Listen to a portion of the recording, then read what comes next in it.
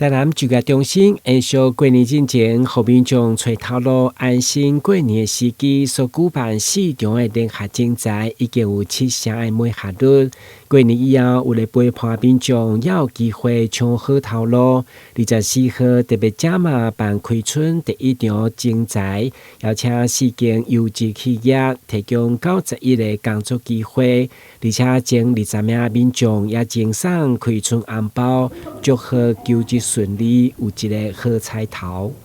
我們邀請到了幾家的優質廠商，像美聯社、特力屋、大元皇冠，那釋出的還蠻多元的一些職缺。那我們職缺涵蓋有門市人員、房務跟餐飲